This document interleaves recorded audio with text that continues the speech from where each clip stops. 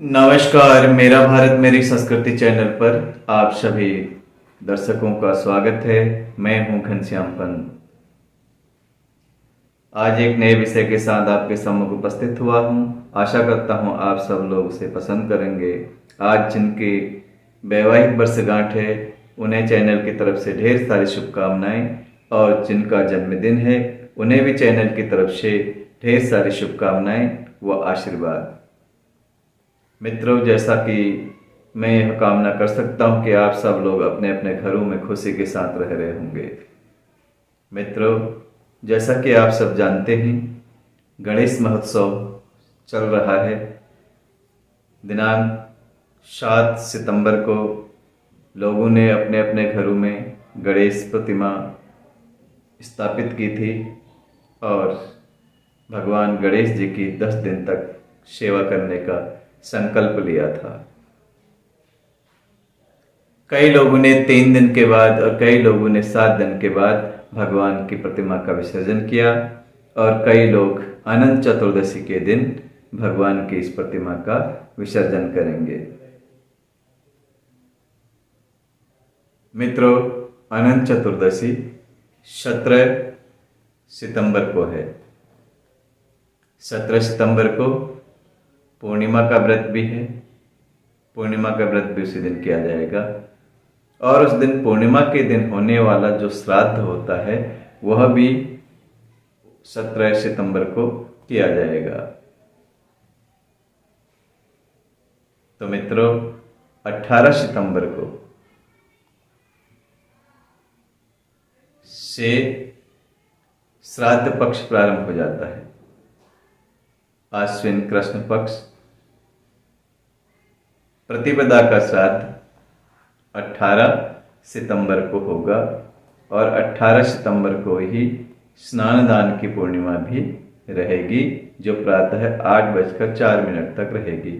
उसके बाद प्रतिपदा का श्राद्ध किया जाएगा। तो 18 को जो है श्राद्ध पक्ष की शुरुआत हो गई, प्रतिपदा का श्राद्ध होगा। 19 सितंबर को द्वितीया का श्राद्ध होगा।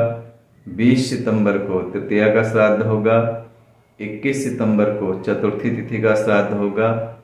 22 सितंबर को पंचमी तिथि का श्राद्ध होगा। 23 सितंबर को षष्ठी तिथि और सप्तमी तिथि का श्राद्ध होगा। कई पंचांगों में पंचमी और षष्ठी को साथ दिया गया है, और कई पंचांगों में षष्ठी और सप्तमी तिथि को एक साथ दिया गया है।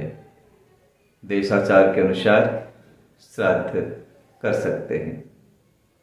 तो मित्रों, श्राद्ध पक्ष में हम लोग, आप सब जानते हैं, अपने पितरों का पूजन करते हैं। तो आप सब लोग यह भी जानते हैं कि जो 16 श्राद्ध होते हैं, इनमें स्वर्ग लोक से हमारे पितरों को धरती पर घूमने के लिए छोड़ दिया जाता है। ये 16 दिन उनके पर्व कहलाते हैं, त्योहार कहलाते हैं। सब खुशी के साथ इस पृथ्वी पर घूमने के लिए आते हैं, और अपने अपने पीढ़ी के लोगों के घरों में जाकर के देखते हैं कि वो सब उन्हें याद करते भी हैं या नहीं करते हैं। तो हम लोगों का कर्तव्य है कि हम अपने पितरों के निमित्त कुछ न कुछ करें, पितृ पूजन करें।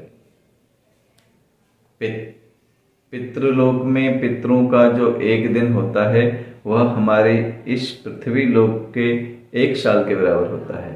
यानी हमारा 365 दिन और उनका 1 दिन बराबर होता है। तो हम अपने 1 साल के अंदर उन पितरों के लिए जो भी कार्य करते हैं तो वह उन्हें अवश्य ही प्राप्त होता है। तो मित्रों, हम अपने पितरों के निमित्त जो भी श्राद्ध इत्यादि कर्म करते हैं, श्राद्ध माने होता है श्रद्धा और भाव तथा विश्वास के साथ जो कार्य हम अपने पितरों के निमित्त करते हैं उसे श्राद्ध कहा जाता है। इसमें हम अपने पितरों के लिए तरह तरह के भोज्य पदार्थ बनाते हैं, और उसे हम गाय के माध्यम से, कौवे के माध्यम से, चींटी के माध्यम से, कुत्ते के माध्यम से, बिल्ली के माध्यम से अपने पितरों तक पहुंचाते हैं। ब्राह्मणों को भी भोजन कराते हैं। माना जाता है कि श्राद्ध के दिन ब्राह्मण के शरीर में भी वो पितृ प्रवेश कर जाते हैं और ब्राह्मण उस भोजन को ग्रहण करता है तो वह हमारे पितरों को भी संतुष्ट और तृप्त करता है। गरीबों को दान देने से भी, असहायों को दान देने से भी पितृ प्रसन्न होते हैं। तो हम ये सब कार्य करते हैं। जो लोग अपने पितरों के निमित्त इन कार्यों को नहीं करते तो उनके पितर उनसे नाराज हो जाते हैं, रुष्ट हो जाते हैं और नाराजी के साथ जब वह पितृ विसर्जनी अमावस्या के दिन इस धरती लोक को छोड़ करके वापस पितृलोक जाते हैं तो वह अपने पीढ़ी के लोगों को श्राप देते हुए जाते हैं कि आप लोग जब मुझे याद नहीं करते, मेरे निमित्त कोई कार्य नहीं करते, तो आप लोगों को भी वो सुख प्राप्त नहीं होगा जो मुझे प्राप्त नहीं हुआ। आप सब यह भी जानते हैं कि पितरों में इतनी ताकत होती है कि वह दैवी कृपा को भी रोक सकती है। ईश्वर यदि हमारे ऊपर कृपा करना चाहे और पितृ हमारे असंतुष्ट हों तो ईश्वर फिर कुछ नहीं कर सकते, वो लाभ हमें प्राप्त नहीं हो सकता।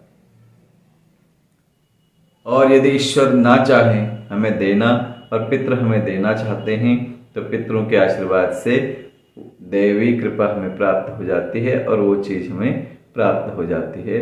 तो इसलिए हमें अपने पितरों के निमित्त कुछ न कुछ अवश्य करना चाहिए।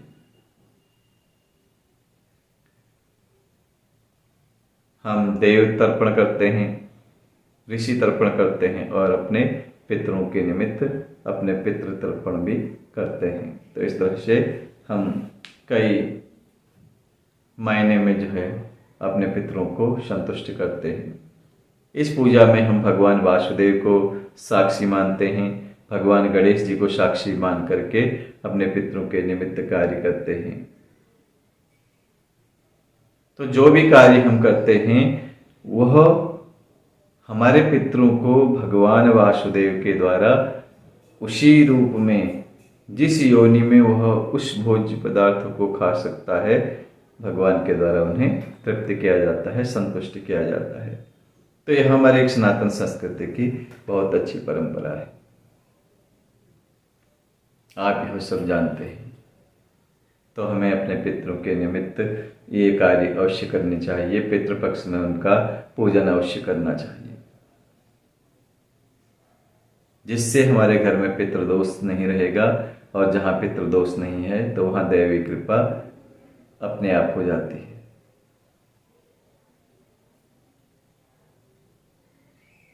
तो मित्रों, जैसा कि मैंने बताया कि 23 सितंबर को षष्ठी और सप्तमी का श्राद्ध होगा, 24 सितंबर को अष्टमी का श्राद्ध होगा, 25 सितंबर को नवमी का श्राद्ध होगा, 26 सितंबर को दशमी का श्राद्ध होगा और 27 सितंबर को एकादशी का श्राद्ध होगा।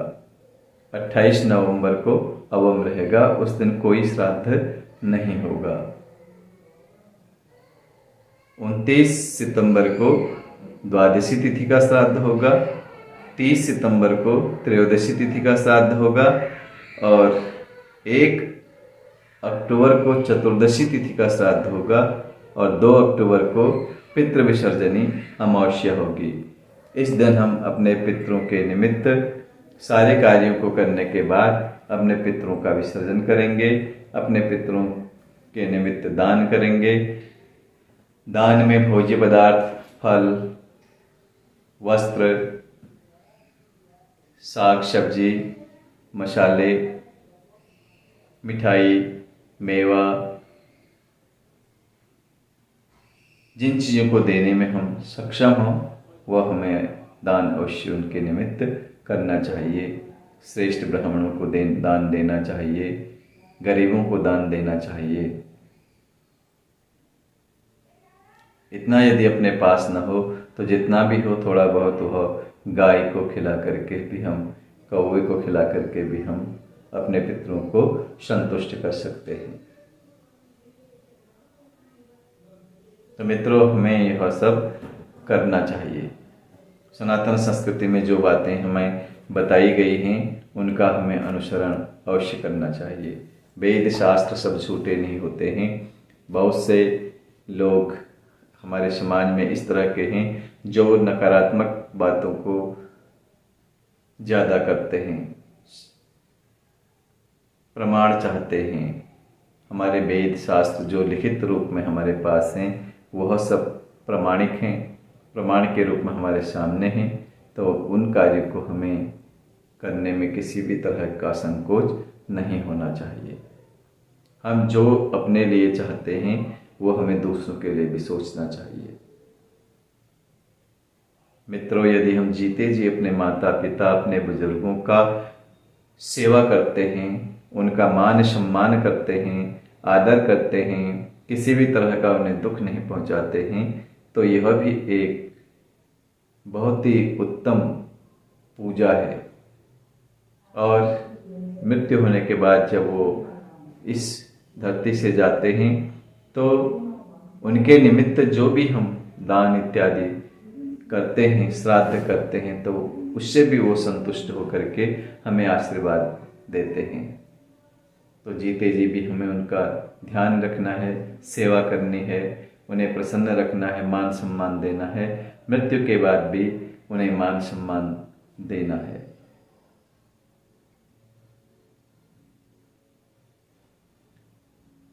तो यदि आप इस चैनल से पहली बार जुड़ रहे हैं तो इसे सब्सक्राइब कीजिए।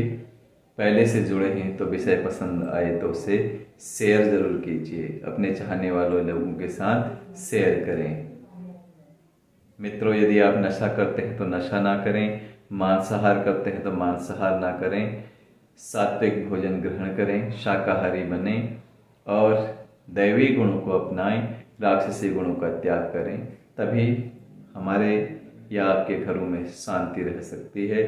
और जहाँ शांति होगी वहाँ पर सुख भी होंगे और दैवी कृपा भी प्राप्त होगी। आज के लिए इतना ही। आप सब खुश रहें, सुखी रहें, स्वस्थ रहें, मस्त रहें। इन्हीं मंगल कामनाओं के साथ चैनल की तरफ से आप सबको ढेर सारा प्यार व आशीर्वाद। नमस्कार।